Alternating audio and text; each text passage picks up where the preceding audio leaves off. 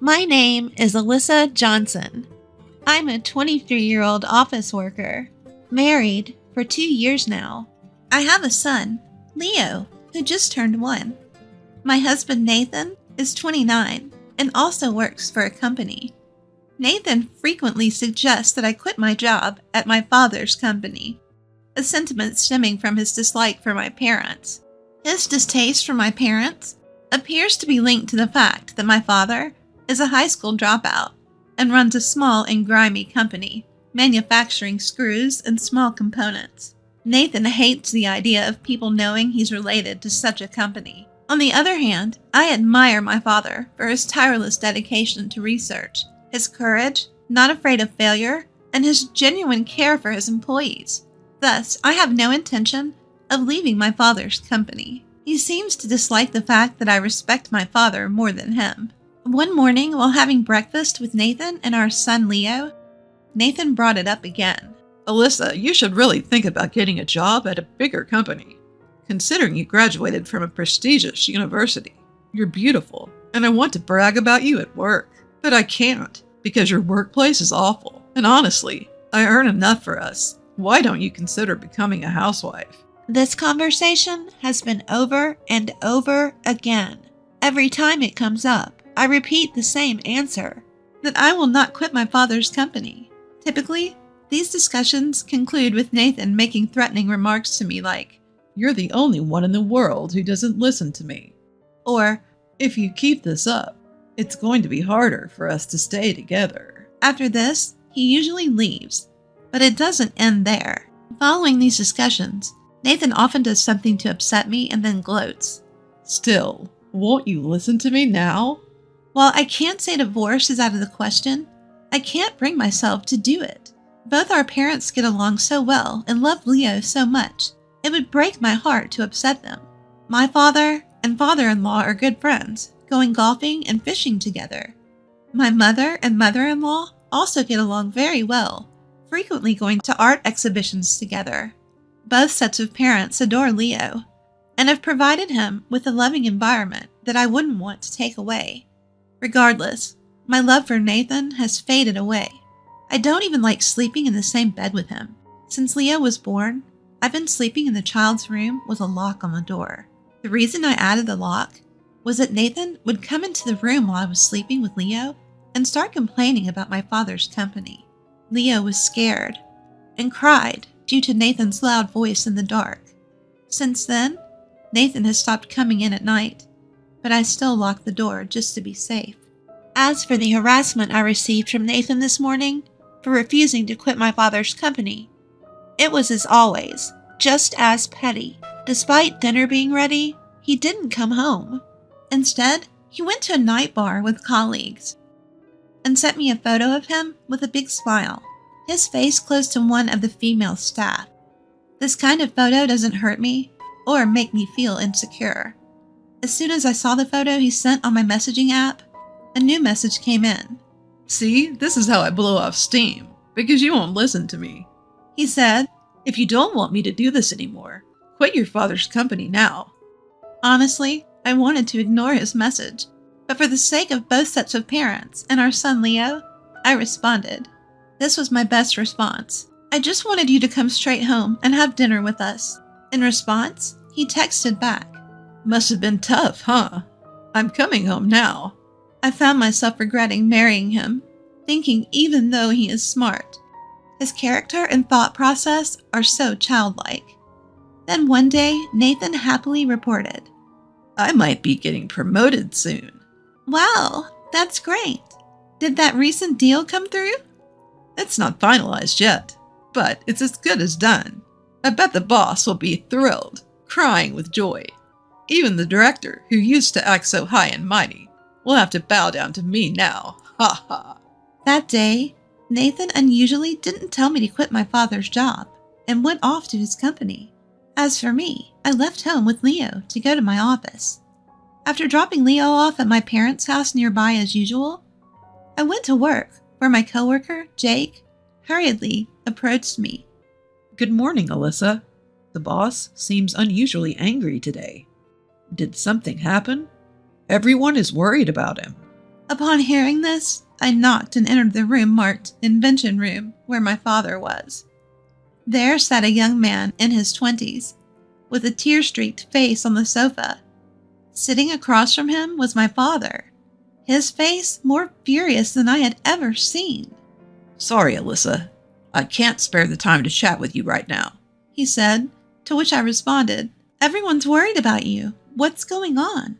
Apologizing, he invited me to sit in on the conversation. As I took a seat next to my father and looked at the young man's face, he stood up to introduce himself. "Nice to meet you. I'm Scott. I'm sorry for causing the boss any trouble." I asked him, "May I know what happened?" Scott, apparently an employee with an electrical machinery manufacturer, started to explain. It seems that Scott is employed at an electrical machinery manufacturer. Moreover, he's been promoted to the position of assistant leader for a new machinery project. Interestingly, the designated leader doesn't attend meetings or go to the field, basically serving as a figurehead. The team members reportedly prefer this, stating, "It's easier that way." In essence, Mr. Scott was fulfilling the leader's role. It appears that some components from my father's company were chosen for the project. Scott, without any prior arrangement, visited my father's company and rudely demanded, "I need to speak to the CEO." His appearance, characterized by his unkempt hair and numerous rings, didn't sit well with my father's secretaries, fondly known as Jackson and Randy, who told Scott, "Please adjust your attitude and appearance before coming back." Unaware of what was wrong with his demeanor and looks, Scott returned to his company and asked his boss, who snapped, "Don't let them walk all over you. Assert yourself and tell them we're using their parts." Wanting to fill his colleagues' wishes to use my father's company's components, Scott returned to my father's company and humbly asked Jackson and Randy, "Please let me know what I'm doing wrong." My father, who happened to overhear the conversation, talked with Scott in the meeting room. "We don't judge people by their appearances. I believe they were just trying to teach you workplace manners," his father said. Jackson and Randy agreed and proceeded to instruct Scott on professional etiquette. With such an appearance, when you visit other companies, they'll likely judge your entire company based on how you present yourself. When asked, "Which company do you think one can have a decent conversation with? One where people are well-dressed and respectful of manners, or one that isn't?" Scott apparently replied, "The former, but let me apologize and start again." Following that, Scott made an appointment, showed up with his back straight, fixed hair, and without any accessories. As we talked with Scott, we saw his sincerity and commitment to his work, not only in terms of components, but my father said that he was so willing to cooperate with ideas and knowledge. That's how they ended up collaborating. Young members of Scott's company proactively visited my father's company for advice. However, just before a prototype was almost completed after nearly 6 months, it was revealed that the leader had taken all the presentation materials that were prepared. Not only that, but the assistant leader was removed, and a young female employee who he favored was promoted. Although the team and the collaborators vehemently opposed this, they were silenced with threats such as, "Anyone who objects will be made uncomfortable in the company by spreading various rumors." Upon hearing this, my father was furious. Jackson, who had been listening in the background, said, "About those various rumors, they're just going to spread lies, right? You shouldn't be scared, right?" However, the reason the assistant leader was removed was apparently because he reported a violation of working hours to the HR department. Scott said that after severe warnings, the assistant leader was removed. The reason Scott came to my father's company this time was because he was frustrated that the person in charge would change despite all he had done for him, and he wanted to discuss everything. "You should quit that company and come work for ours, right, boss?" "All right, Jackson and Randy, are you ready?" My father, impersonating an iconic Western movie character, made everyone except Scott burst into laughter. Scott said, "Despite doing such amazing work, you all seem to be having fun. I've always admired that. I really wanted to work with you all. and he pleaded with teary eyes, bowing his head joyfully to my father. There was something that had been bothering me after listening to his story, so I asked Scott a question. I asked, "What's the name of your company?" And it turned out to be the same machinery manufacturing company as my husband's. Hesitantly, I asked further, can I ask the name of the leader?" And as I had feared, he replied, "His name is Nathan Johnson." Upon hearing that, my father and I held our heads in shock. After a brief silence, Randy said, I knew I'd heard that name before. It's Alyssa's husband." I said, "Scott, I'm sorry, that's my husband." And Scott said, "He's the one who gave me the opportunity to work at this company, so I'm actually grateful to him now." Jackson seemed to have something on his mind, too, and asked cautiously, I hate to ask, but given that Alyssa's here, does the favored female employee have any relation with your husband? Scott looked at my face and seemed to have difficulty speaking. So I said, "Don't worry about it. I'm in a sham marriage with my husband. I don't have feelings for him anymore," which surprised my father. After apologizing to my flustered father, I honestly told him about all the things that had been said and done to me every day, and why I hadn't been able to speak up. He understood and said, "No wonder my grandson Leo hasn't been very affectionate with me." Then, after hearing everything, he added, "I've lived a life that I'm not ashamed of, so I don't care what anyone says about me. But it must be tough for Alyssa to keep hearing bad things about her parents. Don't worry, though. I'll keep my relationship with their parents since they're family and friends. If you ever want to come home, you're always welcome." His words made me feel like a weight had been lifted from my shoulders. And what about the relationship between your husband and this favored female employee? Jackson asked. Scott replied, "There's no solid evidence, just rumors. But it's the talk of the company. Several employees have seen the two of them coming out of meeting rooms or document rooms. A few employees have even seen them going out for lunch together." At this point, Randy began making a phone call. Hey, I have a case that I'd like you to investigate. Can you come to the office right now?" After hanging up, he said, "I'm going to have a friend of mine at the private detection agency look into this." Now, Jackson started to make a phone call as well.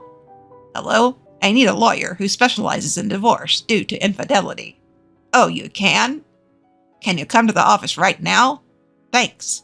As Jackson and Randy made progress on their calls, my dad said, "Your greatest strength has to be your ability to take action." He was laughing as he watched the scene unfold. Scott also offered to keep a careful eye on the two of them. For the time being, everyone returned to their workplaces to get back to work. My father, too, expressed his concern to the worried employees, saying, "I'm sorry for the concern, but it looks like we can laugh about it now. My apologies for causing worry, and thank you, as always." Hearing this, smiles returned to the faces of the employees, and the usual lively atmosphere was restored in the workplace. My father came over to me and asked, "May I discuss the recent events with your in-laws?" To which I replied, "I just want you to tell them to continue visiting and showing affection for Leo, as I always have." By early afternoon, a private detective and a lawyer arrived to discuss our future course of action in the planning room. The contents of this meeting were then shared with everyone present. It was decided that Jackson, who had returned to the company, would convey the details of the discussion.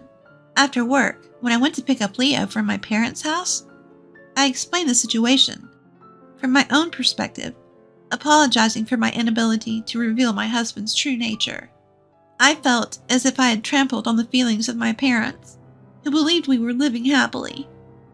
My mother, far from being upset, seemed thrilled, declaring, "Now we need to prepare a room for my daughter and grandson."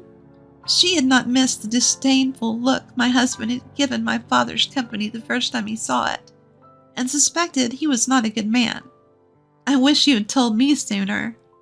The next day, it appeared Jackson received a phone call on his smartphone from Scott.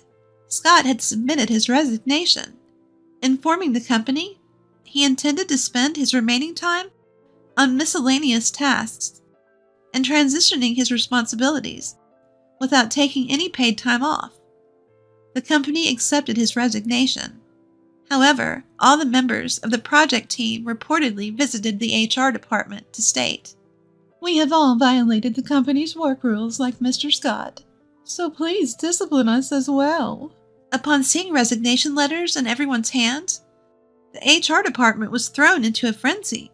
My husband had already left home by the end of regular working hours, so a meeting was held in the large conference room between the company president, department heads, and the remaining project members, including Scott. There it was stated that my husband, who was the team leader, had not attended any meetings or been present at work, and had in fact not contributed at all to the project. Further, it was reported that when he learned that the presentation and required documents had been completed by the entire team, he took all the credit, removed Scott from his position as deputy leader, and replaced him with a female employee he favored. The company president reportedly expressed deep regret if this was indeed true. At that point, Scott suggested that no drastic action be taken until all evidence was gathered. The reason he gave was that as the sister-in-law of one of the company's clients, they were also conducting an investigation using a private detective, and it was proposed that nothing be said to my husband without evidence. The company agreed to wait until the evidence was collected, and then to question my husband before deciding on disciplinary action. They asked the team members to hold off on their resignations. Unaware of these serious events, my husband, who usually comes home on time, returned home around 9 p.m. after Leo had gone to bed. He began ranting about how useless everyone else was, boasting about how he had been working overtime to make the project a success.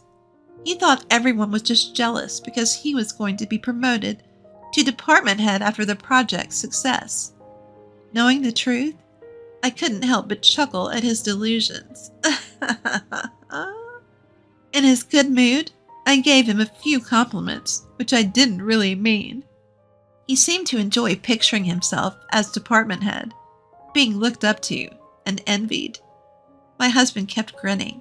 The next day at work, Scott's plan was put into action. All team members began to continuously praise my husband.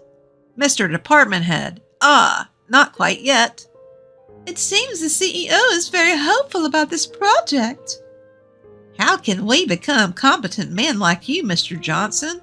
Continuously showered with such compliments, my husband was thrilled and in a constant state of excitement. His guard seemed to be dropping.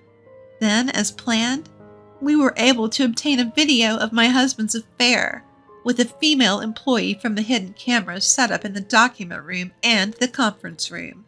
In just 5 days, a ton of evidence of his infidelity had been collected by both the detective agency and Scott.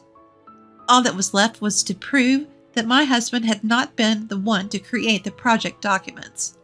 The proof was easy. Scott had also saved the documents on a USB drive, and it would be clear to the company if they asked him and my husband about the contents of the documents. All of the evidence was submitted to the company by Scott and other members. My husband came home in high spirits, unaware of all of this. Then he began his flight of fantasy, saying, "I'm definitely going to be made department head. The CEO was talking to the current head for a long time. And then the head looked at me. He probably said, 'I'd rather have Mr. Johnson as head than any incompetent like you.'" He then continued his fantasy talk. "With this, the gap between your father's company and mine will widen even more. You should quit your job and become a full-time housewife. You'll be the wife of a department head," he said. I replied loudly, seemingly angry. "Your parents will be mad if they knew you were mocking my parents. You know they're good friends. I take pride in my work and enjoy it. I will absolutely not quit." My husband got angry and said, "Never invite your parents to our family events. If you don't like it, get out. I'll have women flocking around me as soon as I become department head." When I asked, "Are you sure about this?" he replied, "What do you mean? Don't contact me again." So I responded, "All right, I'll leave." And I had him sign the prepared divorce papers. The next morning, I saw my husband go to work in silence, and then I called my father to help me move. As my father, company workers, and I were loading our belongings onto a truck, my in-laws arrived saying, "We came to help." My in-laws apologized to me, and I apologized to them. "Thank you for letting us be Leo's grandparents. Our idiot son is disowned. We're counting on you from now on, Alyssa." As they both bowed their heads, I held their hands and said, "Thank you," while also bowing my head. My father said, "Let's hurry up and move so we can relax at home." to which my father-in-law responded, "Let's do that," and continued helping with the move. The move went smoothly, and in front of my parents and in-laws, I showed them the signed divorce papers and explained that I was getting a divorce from my husband.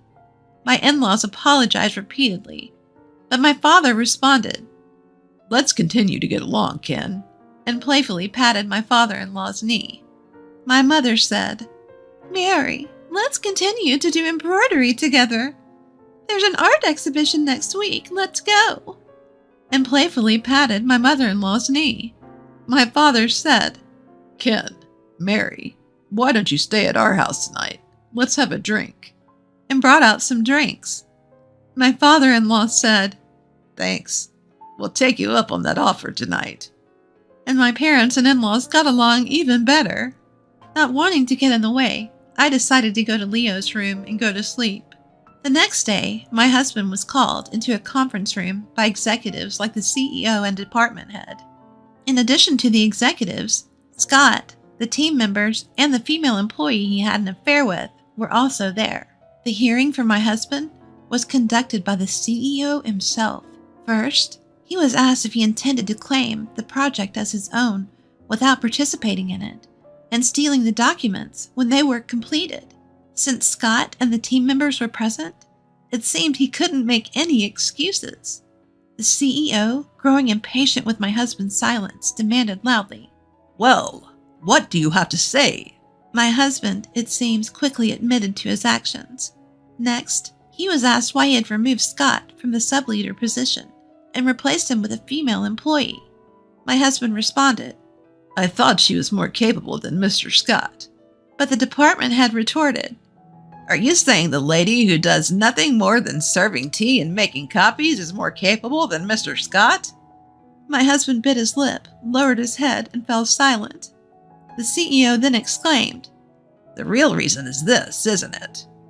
and proceeded to project still images from the video footage taken in the conference room and the document room.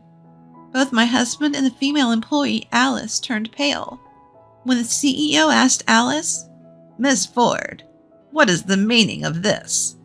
Alice responded unabashedly, "Mr. Johnson said that if we were together, he'd make it easy for me to earn my salary. Besides, I have a boyfriend, so I wasn't serious about being with him. I just thought of it as part of the job." My husband was infuriated by her response, exclaiming, You had a boyfriend, you cheating woman. You've ruined my life." "You have a wife too, Nathan. Don't get mad at me," Alice retorted, and a quarrel ensued. The CEO fed up and announced, "The fact-checking is over. I'll inform you of the disciplinary action later. Until then, Mr. Johnson and Miss Ford, you're both suspended and should stay at home." With that, he left the conference room, and everybody else quickly followed suit. As a result, my husband was reassigned to the menial job of sorting documents in a basement, what's commonly referred to as a useless department at the company. Alice, after her boyfriend found out about her affair, had a hard time at the office and eventually chose to resign as well. A lawyer had prepared an agreement for them to sign, and my husband was to pay me $3 million and Alice $2 million as consolation money. They both ended up taking loans from consumer finance companies to cover these payments. Moreover, I had my husband agree to pay an additional $5,000 per month for Leo's child support. A few months later, my husband, who had been disowned by his parents, was working 2 jobs, at a convenience store during the day and as a security guard for a parking lot at night, and living alone in an old apartment. Someone who saw him said he looked as if he was about 60 years old. He had aged so much.